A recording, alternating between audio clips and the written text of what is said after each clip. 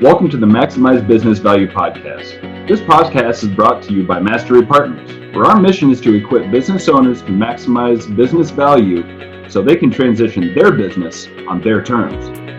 Our mission was born from the lessons we've learned from over 100 business transactions, which fuels our desire to share our experiences and wisdom so you can succeed. Now here's your host, CEO of Mastery Partners, Tom Bronson.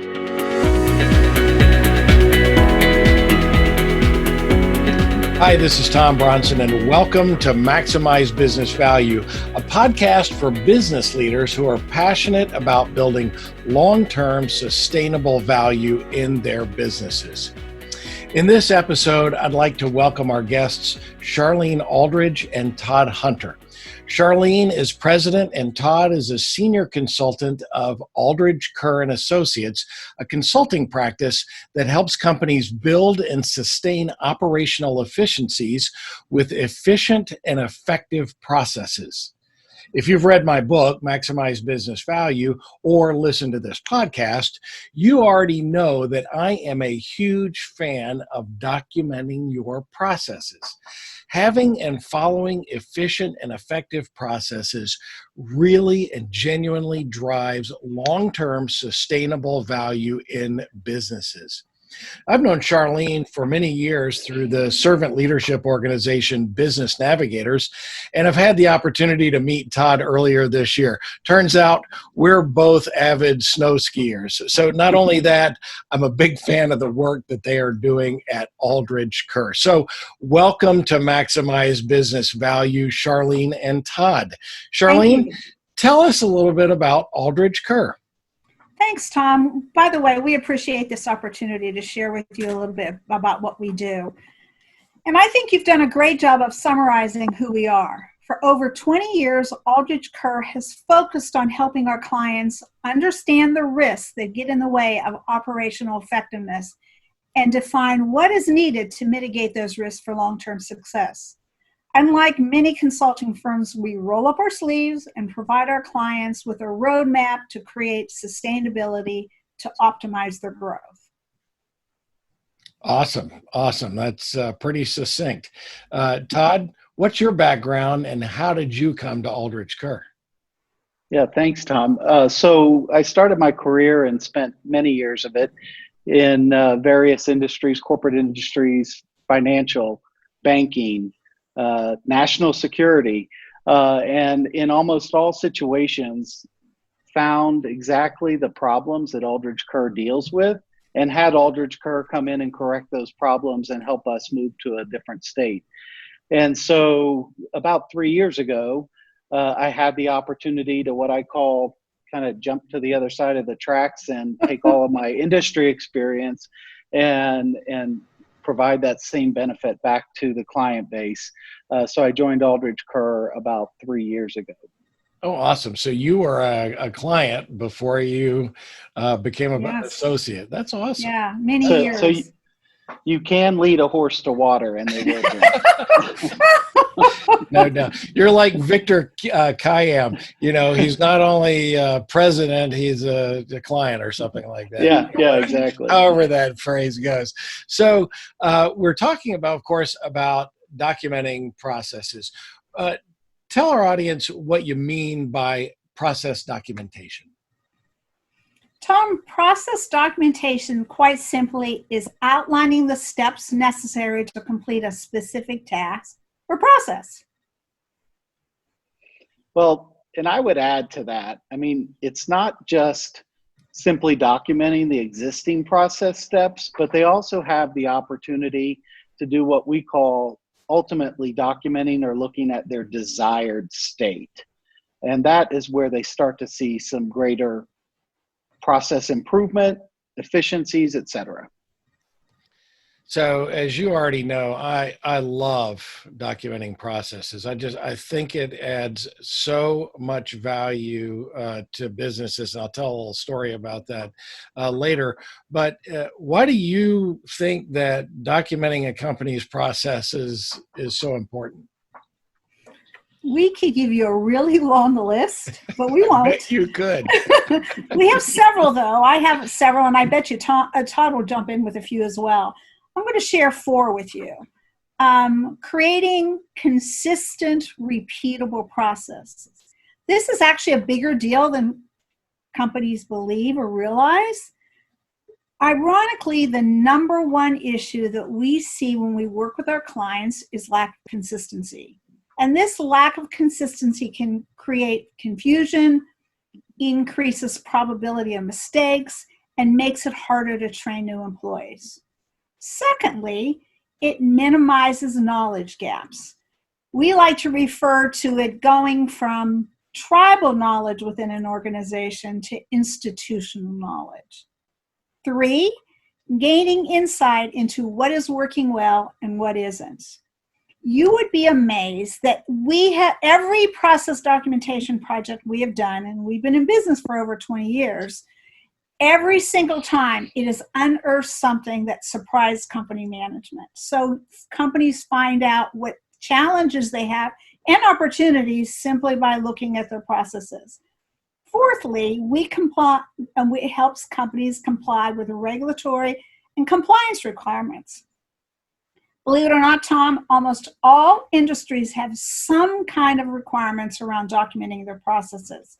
For example, there is a compliance requirement that even small firms must document their processes if they want to do business with certain industries.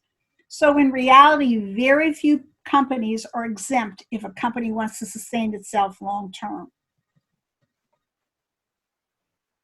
I would add to that, Charlene, there are important factors that by doing this, it really assists new employees as they learn about the organization. It's a great training and reference tool. Currently in our current kind of remote work environment, documented processes give new employees coming into a company great access to information in a remote setting. I would also say that it helps define expectations on how a task should be performed within the company. Certainly helps clarify a process so that it can better utilize with a new system, a new strategy, a new line of business within a company. And it also helps position a company for business interruption, which, as we know, is so relevant today. It also helps with rapid growth and expansion, or being able to position the company to be sold. The knowledge of a process and the ability to improve it also means money, reducing cycle times, better use of staff time. Why is Mary performing this process and she costs twice as much as another employee? This all leads to savings for companies. So you both brought up a couple of really good points there that I want to tag on to just a little bit. Number one, I hear from a lot of business owners, CEOs, that it takes months and months to get people up to speed when they come to work for their business. And I argue that if you have well-documented processes, that it just makes the training go faster and that you can get people up to speed Absolutely. faster. Do you agree with that?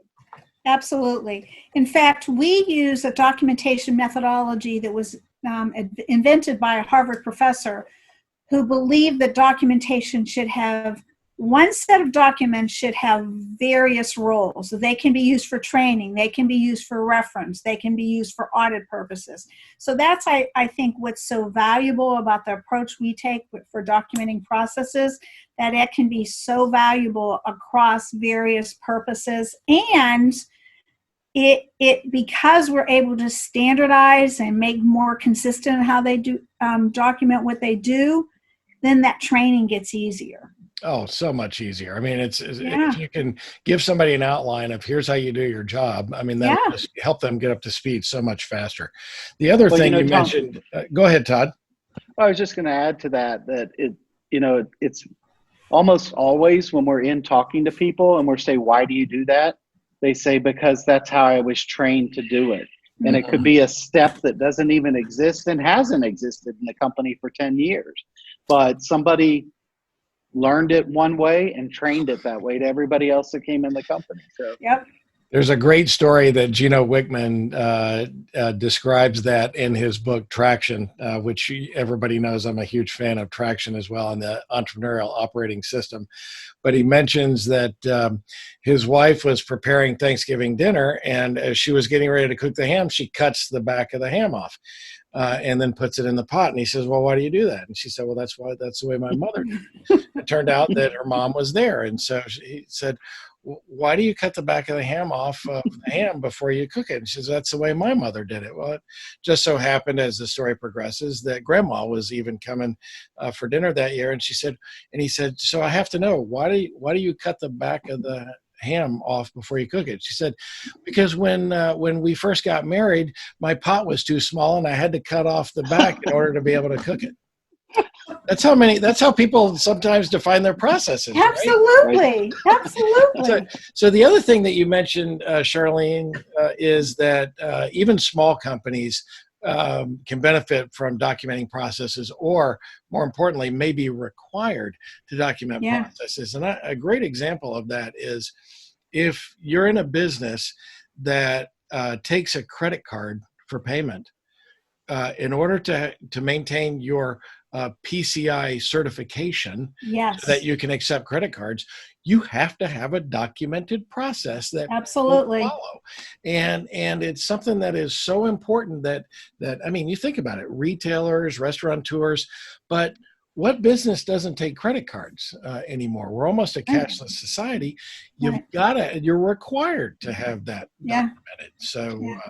So documenting processes is not just for the big companies. I want to be sure we got that out. So tell me what is or are some of the value added outcomes for documenting a company's processes? Well, Tom, we actually, when we were talking about your last question to us, we actually listed quite a few of the reasons why there's some real value. In addition, we have this long-standing client that many years ago made a comment to me that I've just remembered so well. And he said the process of evaluating a process is as valuable, if not more valuable, than the end product of having a documented process. Looking at a process. Try to say that 5 times fast. Yeah, I know. But the whole point is taking the time to look at what you do reaps the benefit even before you write it down, right? Every time a company takes the time to look at that process, there are huge benefits and sometimes surprises, which we've almost always identify, and that inevitably will impact positive results. A couple other value-added examples are around creating consistency, how the company does business, how it standardizes and creates consistency in terminology.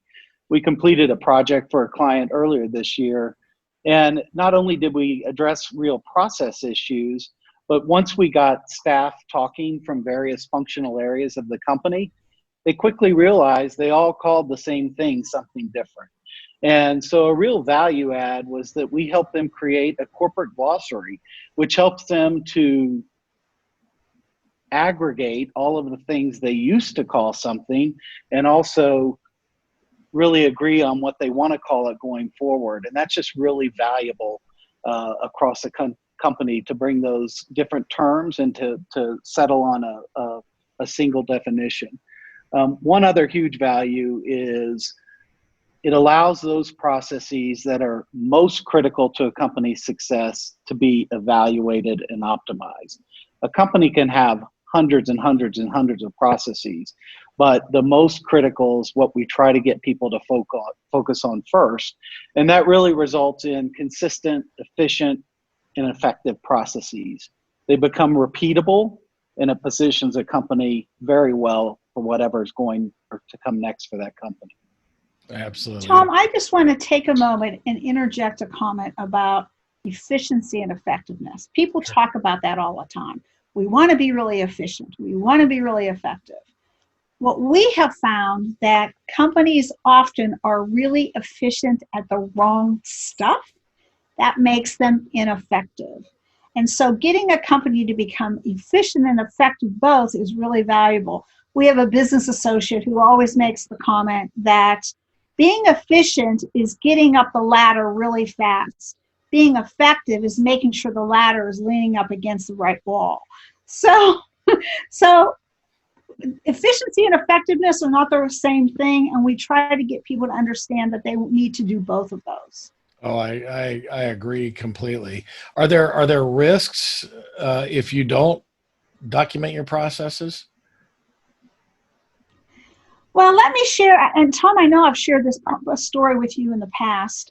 Personal experience, in 1998, my father passed away when I was visiting the family in Ohio at Christmas time. Totally unexpected. And obviously my energy and interest was helping the family and myself deal with that loss. I was very, busy helping plan the funeral and deciding what to do with my dad's house, etc. Fortunately, we had documented all our processes, and I was able to easily reassign my staff to take on tasks they normally didn't do because they had documented the processes. I've thought over the years how my company probably would not have survived during that time if it hadn't been for the fact that we had well-documented processes so that other people on the team could step up and take over areas that they normally didn't do. That's huge. It sounds like you actually practice what you're preaching, and We drink the Kool-Aid, Tom. Yeah, that's huge. Todd, what risk do you think of not documenting processes? Well, obviously a very current scenario, being prepared for unknowns, right? This pandemic we're in is a great example of how much better companies that have clearly defined and documented processes have done through this time than those that have had to scramble and suddenly staff are working remotely. I've heard and read digital transformations that should have been planned and processes associated with that over years that we've been talking about it have had to been done in a week or overnight or whatever. And so, by having the process in place, people can go into that mode and respond quickly and knowing, what impact that's caused. The beauty of knowing your processes are also a linkage to so much. It's understanding roles and responsibilities, better understanding what other people in your organization do daily. The list is endless of that benefit. I think of the risk of losing a key person who has all of that tribal knowledge that's not documented. And now what do? It leaves you in a lurch if you don't have these things documented. But that also includes, particularly for small businesses, the business owner. I'm a big fan of the business owner documenting everything that they do so that if something happens to them, somebody else can pick up the pieces and take it forward, because many small businesses are very dependent on the business owner. So I encourage them.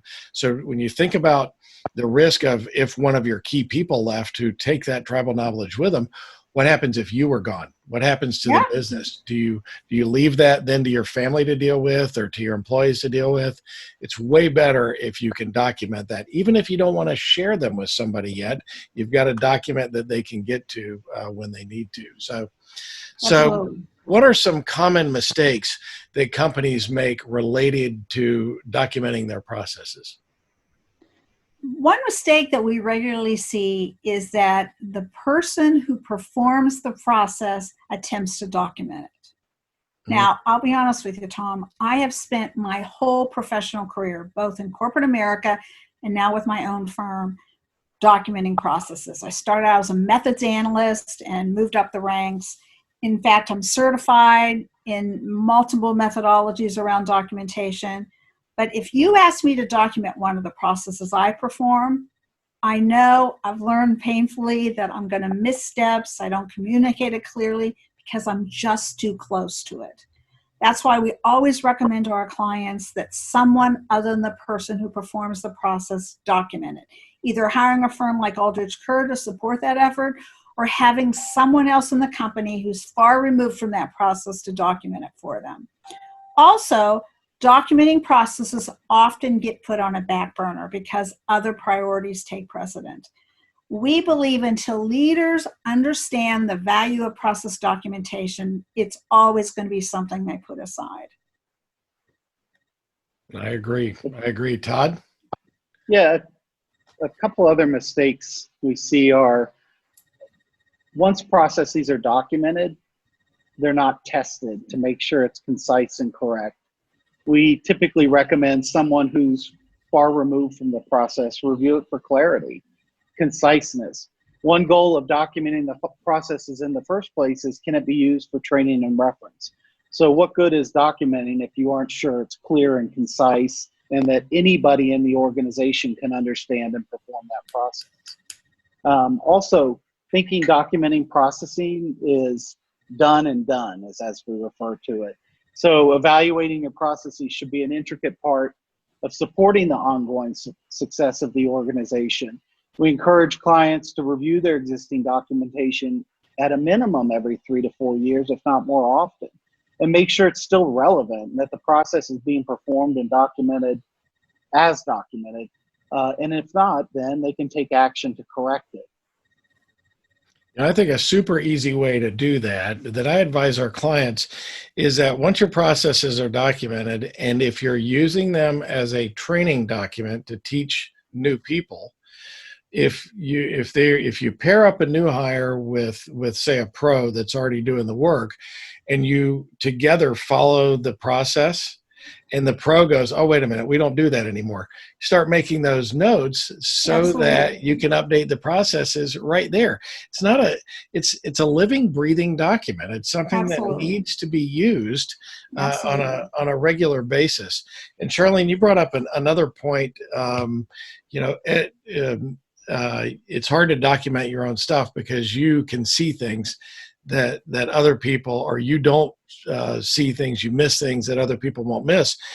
Same thing, as I'm writing my books or writing articles, I need a proofreader because Absolutely. I know what I wrote and my mind fills in the gaps, even if something's missing. And same thing with processes. Your brain, you already know what to do, and your brain is filling in the steps. So it's important to get somebody else to look over your shoulder.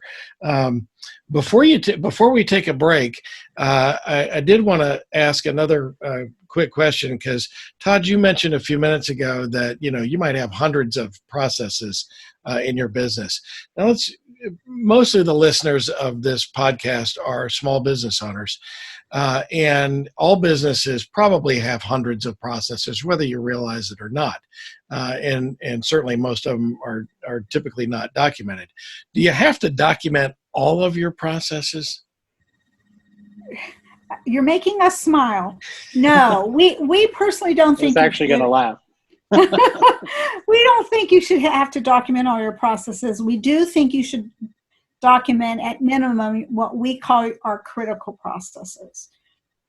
And to piggyback what's on a what critical you said, process? Then how do you know what's a critical process? Well, first you have to define what critical means, right? You have to decide, for each organization is going to have something different on how they define critical.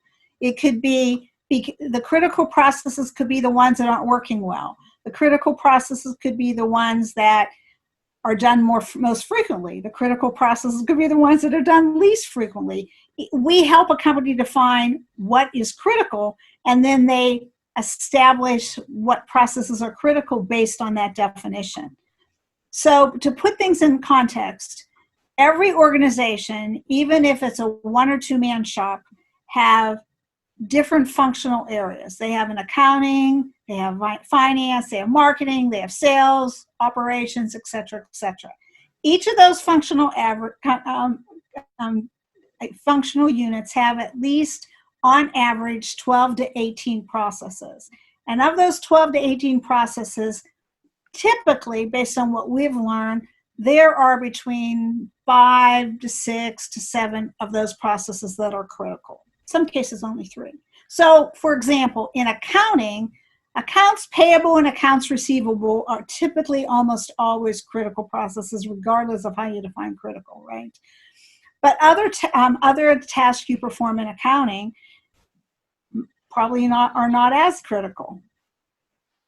I would add to and Charlene and I see, we love doing these sessions because the dynamics are just so incredible. But one of the things that we see a lot is that the various functional areas will show up in the room, and every single one of them believes theirs are most critical.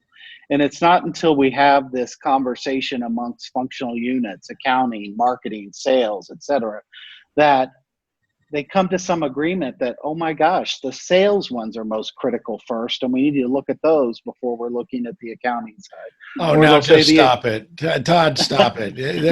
There is, look, I've been in business for 35 years.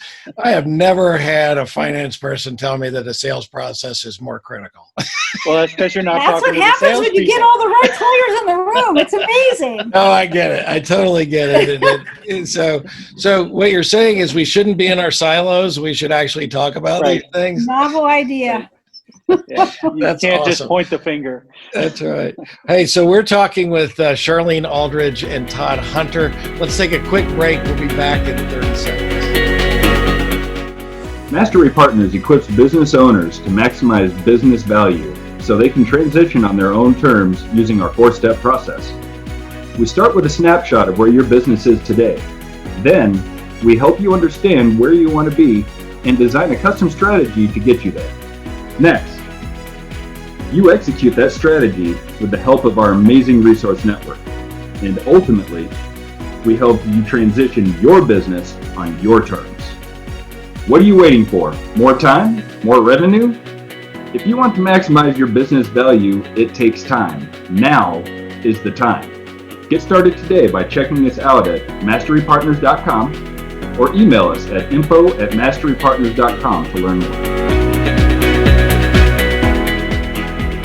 We're back with Charlene Aldridge and Todd Hunter of Aldridge, Kerr and Associates, and we're talking about documenting processes. So I thought it would be fun to share a story with you about a company that we worked with about why documenting processes is so important.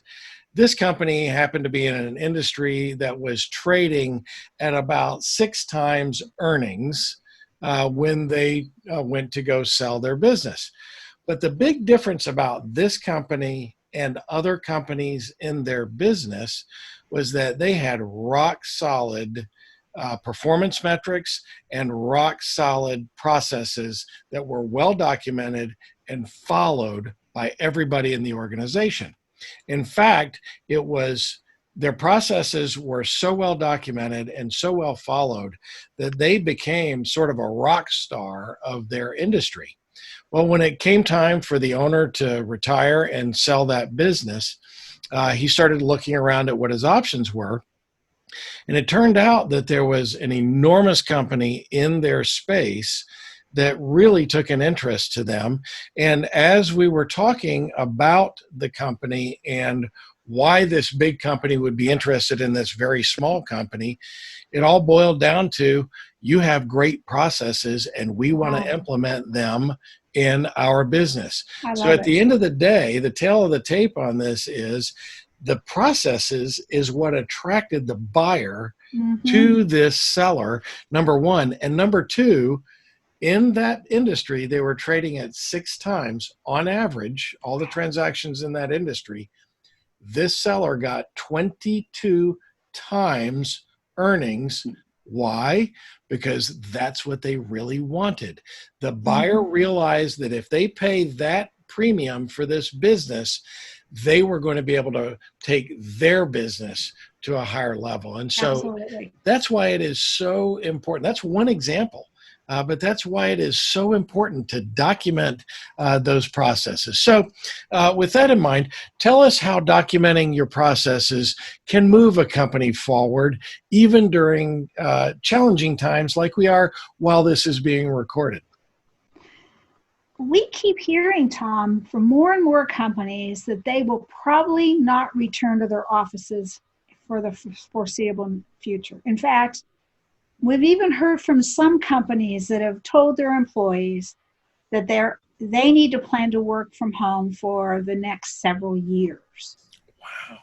With that in mind, and you think about a company longer term, In the example you gave, it's a great example of the fact that understanding what you do is so critical, no pun intended. And as they hire more employees, because if it's a strong company growing, they're going to potentially need more employees. How best to have them trained in sustainable, established processes that can be used so well for training. And by the way, in this environment, this also impacts the need for creating a paperless environment, for building folder management methodologies, and creating version control. But we're not talking about that today, but we had to interject some of that. Right. Well, and I would also add that the word we are using a lot recently is around resiliency. And I think that in order for companies to survive during these times, they need to make sure that their resiliency level is really high, that they have all of the tools they can muster to ensure their position for whatever comes next. And whatever comes next could be tomorrow or the next week. I mean, originally we kind of got into this and thought it was going to be over April 10th, right? So having a robust, relevant, documented process set of processes is certainly one of the strong tools for the corporate toolkit. So ironically, one of the things that I talked with our clients about, of course, in addition to all the other processes that we ask them to document, to me, one of the most important processes that you can document is your disaster recovery plan. And business continuity. Yeah. And business continuity, exactly. And our clients that had already documented their disaster recovery or business continuity strategy were so much more prepared for the advent of this pandemic than the ones who hadn't. But I said, look, here's the advantage to those of you who haven't. You've now lived it, and while it's fresh in your mind, document what happened. Right. Document how you recovered, so that you at least now have a basis for creating a disaster recovery plan when you're back to work. And so it's, in a way, for at least the businesses that could recover very quickly, gave them kind of an easy way to be able to do that while it's fresh in their mind, right? Absolutely. Can you give us 2 or 3 tips on how to get started? Sure. We talked about this a few minutes ago, Tom, where we recommend that clients first figure out which processes are most critical. That's so valuable. And as Todd said a little while ago, it's so fun to get the right people in the room and get them talking about which processes are critical, because getting consensus on what's critical is as valuable as having that list, right? Getting the CFO to see the value of what the sales folks think, et cetera, like we just talked about a few minutes ago. So understanding what processes are most critical, we think is a good way to get started, and create or establish a consistent format for how your documents are going to look. We call that a template, so that every time somebody picks up another process to review, and I'm talking about looking at it electronically, nobody has hard copy processes anymore, right? Every time you pick one of those up and look at that, they all have the same look and feel, so you only have to look at the content, not what the order of information is. And that becomes so powerful for a company. I think Todd has one too. Well, I mean, it's hard. This is really hard, right? I mean, but you have to commit to the long term. And I think, it can be overwhelming if they have hundreds of processes. If they get them down to a critical set of processes, that does take it down to a nice start point. And then they can start small. I mean, we have a term we use within the firm called doable, chewable chunks, right? So just start small. It's doable. You can realize the success. You can start to form some momentum in the company with respect to people understanding what you're doing. They see the benefit of what you're doing, and then they buy into it for the longer term process. So that planning, the evaluating and documenting your processing on an ongoing basis, to me, it it's not something that necessarily it's finished, but it just is a strategy that, you wash, rinse, repeat, right? I mean, that's almost what you have to keep doing with this to keep gaining the benefits. So it's possible for businesses to do this on their own and to invent templates or maybe even find some on the internet. I don't even know if Aldridge Kerr offers some sort of a template, but it is possible to do it on your own. Sure. But why should a business owner consider using a firm like Aldridge Kerr to document the company's processes? Well, for one reason is we're experts. We know how to do this. We've done it over and over again. We have a great experience of that. I have actually personally been documenting processes my whole career in corporate America once I started my own firm. So we're experts. Another reason, and I like to share this story because it makes me actually laugh, is we were engaged by a company to come document their processes. And the first day, we went in the conference room with the president and his direct reports, and he introduced us, and he said, "We've hired Aldridge Kerr to document our processes because they don't care." My eyes got huge. I was like, what? And he said, they don't care that you have other priorities. They don't care what level you are in the organization. They don't care what other things you have going. We've given them a job to do, and they're going to get it done come hell or high water. So they don't care about the other stuff you're doing.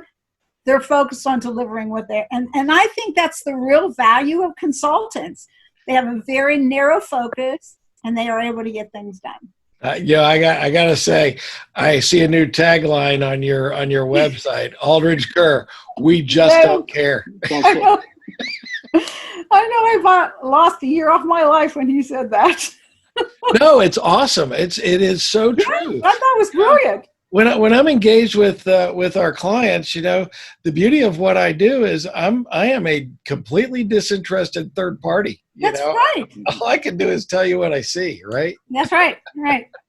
Well, and the other side of that is why, I appreciate Charlene stating our expertise, but we also get to ask the really dumb questions that nobody else wanted to ask. Yeah. Right. And it's because we don't care. And it's, the why, and you keep pressing it with folks, and you just really make some breakthroughs. But one other big benefit of hiring a firm like Aldridge Kerr is the number of years we've been in business, the number of clients we've engaged with, the number of industry sectors that we've crossed. And it's bringing all of these collective lessons learned back to our clients and back to the projects that we're performing on their behalf. And I really think that's the really important kind of collective knowledge that we bring to the client. That's important. I'm so glad that you said why. It almost is like a 3-year-old child, right? Well, why? Why is the sky blue? Why is the grass green? I'm a big fan of Dean Graziosi. He's got some great books and sort of a life coach. Whenever I need some pick-me-up juice, I just go listen to one of his videos because he is on fire all the time. But one of the things that he teaches in one of his mastermind classes is take the question why 7 levels deep. Mm-hmm. You should ask the question why 7 times, and then you'll actually find the root of what the issue is. Now, I don't know if it's 7 deep right in processes, but it's you do have to ask that question over and over and over again when someone in the organization might be unwilling to do that because they'll look stupid, right. Or because, well, everybody else must know the answer to this, or it's intuitive to me, but you have to ask those. Be like that, like a 4-year-old child. Why? We call it peeling back the onion. Think about it. When you peel back the onion, there's something else to peel back. There's something, and that's what makes it fun for us when the discovery we get to uncover. That's awesome. So I have one last question for you, and I think I already know the answer to this, but I want to give you a chance to answer it anyway. So this podcast is all about maximizing business value. Mm-hmm. what do you believe is the one most important thing that you would recommend business owners do to build value in their business? You're going to be surprised by our answer. I might be. We believe the number one thing companies should do is to clearly understand its priorities. I am That way surprised you're by going your to answer. Good. Pardon me? I am surprised by your answer. Because then you can reap the greatest impact for success. We see all the time where companies flitter around different priorities depending on the day of the week or time of the day, and they just don't have clarity on what they are, what they want to accomplish, where they want to get, and how they're going to get there. If they understand that, that's the foundation for moving forward. Well, and you know, I know each of us could tell probably 50 stories about being in an offsite strategy session and how fun it is and how engaging it is and how blue sky we all thought about all the great things for the company. But just what Charlene said, I mean, distill that down to what's critical and put a plan together around working through your critical processes, working through your critical priorities. And if a company knows this and they know where to put their energy and resources, you know, they'll definitely know what needs to be done first, what processes need to be documented first. Why do those need to be documented first? How's that implementing where we want to go as a company, how we want to grow, how we want to supplement that strategy that we all feel really good about. And, you know, Charlene said in the past, and I've you know, learned from the master that this is not the sexy stuff, right? But it's a very essential thing. And I think that's what makes it most critical.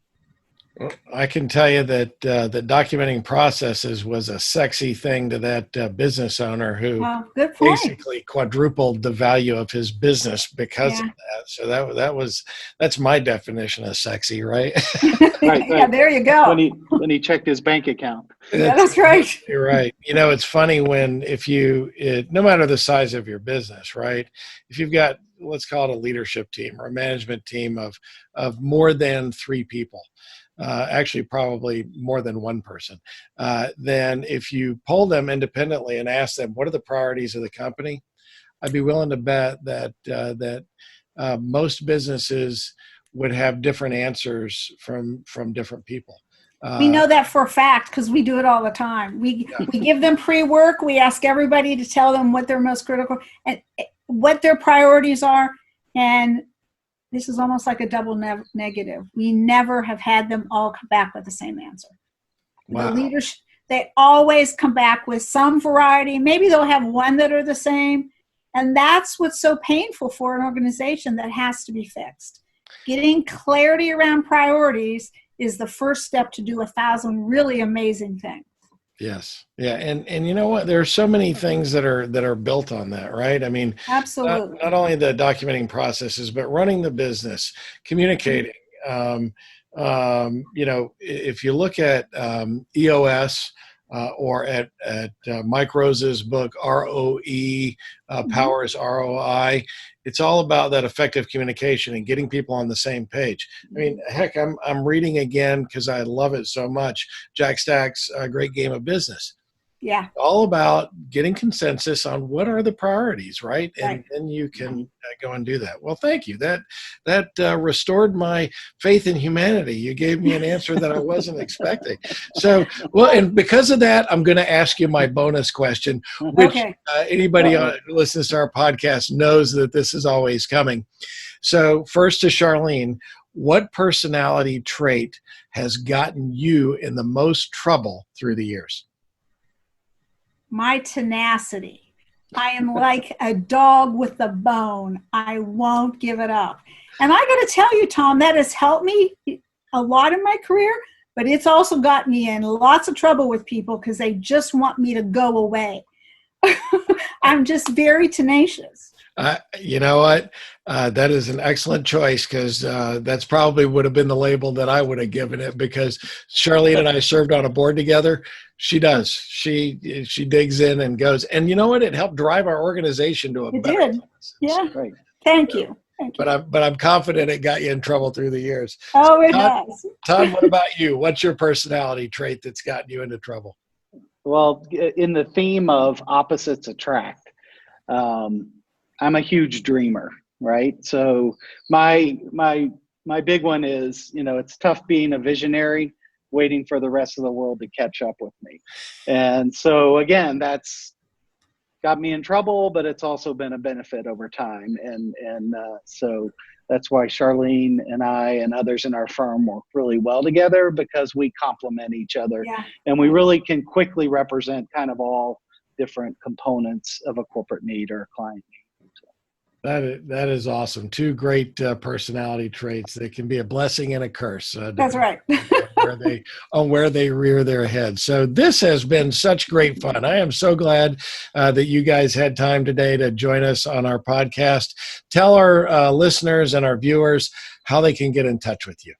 Well, we're both on LinkedIn, so you can contact us that way, or you can send us an email by putting in our first and last name, all as one word, Charlene Aldridge at aldridgekerr.com, or Todd Hunter at aldridgekerr.com.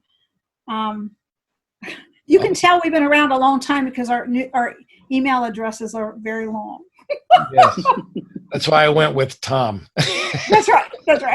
Well, that don't work because we have a couple people that have the same first name, so that becomes a problem. Yeah. Well, I figured if I hire somebody else named Tom, they're going to have to be Tom C or Tom D or There whatever. Because technically I am Tom B, right? So there you go. well, thank you, Charlene and Todd, both for being our guest today. It's been great fun. You can find them both at aldridgekerr.com or on LinkedIn. Or if you have trouble finding them, just reach out to us here at Maximize Business Value, and we'll be happy to connect you. This is the Maximize Business Value podcast, where we give practical advice to business owners on how to build long-term sustainable value in your business. Be sure to tune in each week and follow us wherever you found this podcast, and be sure to comment. We love comments, and I promise you we respond to every single one of them. So until next time, I'm Tom Bronson, reminding you to document your processes while you maximize business value. Thanks, Tom. Thank you.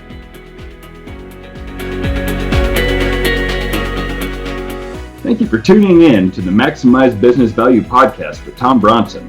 This podcast is brought to you by Mastery Partners, where our mission is to equip business owners to maximize business value so they can transition on their own terms. Our mission was born from the lessons we've learned from over 100 business transactions, which fuels our desire to share our experiences and wisdom so you can succeed. Learn more on how to build long-term sustainable business value and get free value-building tools by visiting our website, www.masterypartners.com. That's mastery with a Y, masterypartners.com. Check it out.